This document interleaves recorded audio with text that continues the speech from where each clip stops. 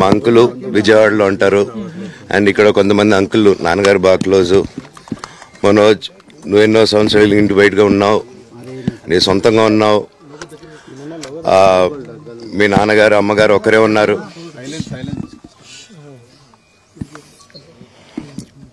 మీ నాన్నగారు అమ్మగారు ఒకరే ఉన్నారు. మీ అన్నయ్య ఏమో దుబాయ్కి షిఫ్ట్ అయిపోయాడు ఫ్యామిలీతో. మీ వైఫ్ ప్రెగ్నెంట్గా ఉంది. తనకి తల్లిదండ్రులు లేరు. తనకి ఇప్పుడు మీ అమ్మ అవసరం ఉంది, పెద్దోళ్ళు అవసరం ఉంది.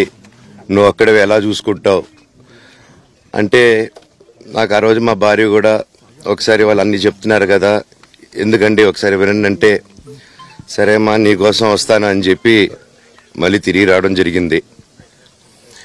అండ్ నేను ఈరోజు నా గురించి ఆరోపణలు వేస్తున్నారంటే అది నేనేం చెప్పలేను. ఓన్లీ మీకు ఆధారాలు మాత్రమే చూపించగలుగుతాను.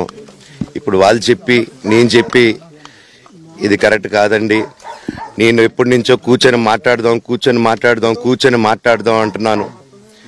పిల్లలకి లోకల్లో అక్కడ లోకల్లో ఉండేది ఎవరో కాదండి, మా బంధువులే అండి అందరూ.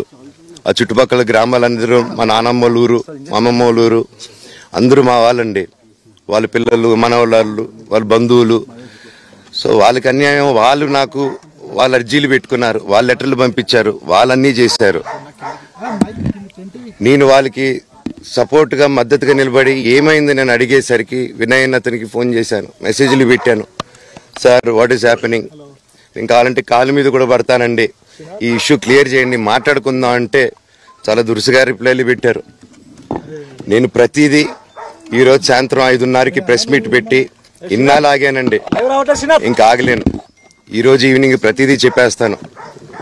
ఆ రోజు నేను పోలీసు సపోర్ట్ అడిగినప్పుడు స్టేషన్కి 100కి ఎందుకు ఫోన్ చేశాను, ఆ 100 దగ్గర నుంచి నేను పర్మిషన్ ఇస్తున్నాను, నాకు ప్రాబ్లం లేదు.